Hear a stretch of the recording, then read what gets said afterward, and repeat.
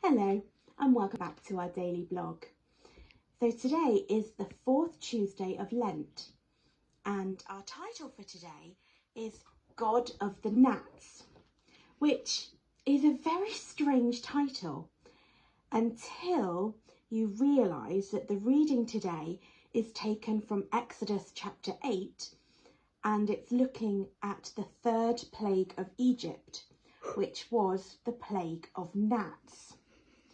Now, the plagues of Egypt is something that we read a lot about, we hear a lot about, and we talk about. But I don't know as I could have named all of the plagues in order until I went back and looked them up today. So, we'll go over them. The first plague, water into blood. Plague 2, a plague of frogs. The third plague, gnats. Then flies. Then the pestilence of livestock. Then boils. Plague 7, a thunderstorm of hail and fire.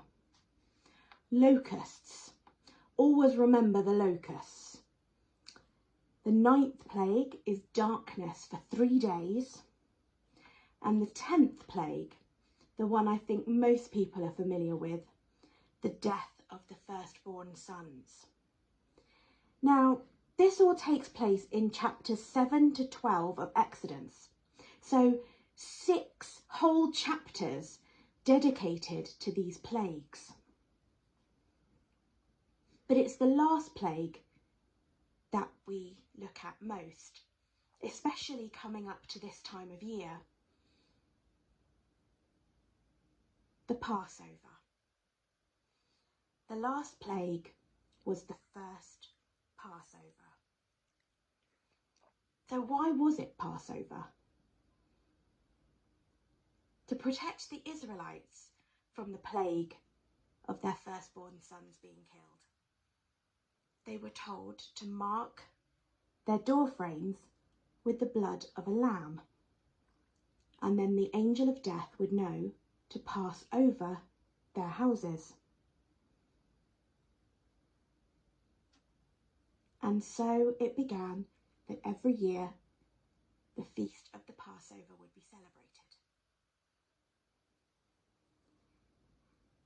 Now, the number of plagues wasn't actually specified in Exodus. It lists them, but it doesn't actually say plague number 1, plague number 2.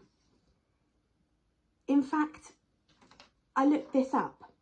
The plagues are mentioned in Psalm 78, which recounts the story of Exodus, all that God did for the Israelites despite their constant disappointment, and in Psalm 105, where it's listed all the wonders that God has done through Joseph and his descendants. But both of these psalms only list 7 or 8 of the plagues, and they're in different orders. It's actually thought that some of the plagues were added later. But they kind of work in this order because of the way that they're formed. The first 9 plagues form 3 triads, and they're introduced by God to Moses as he tells them the main lesson that it will teach. The first triad, the Egyptians begin to experience the power of God.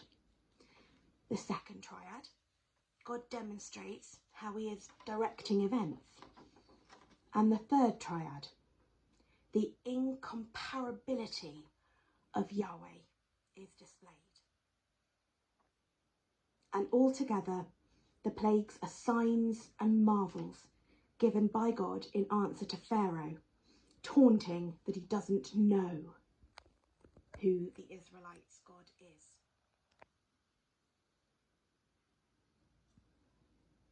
But why are we talking about plagues today?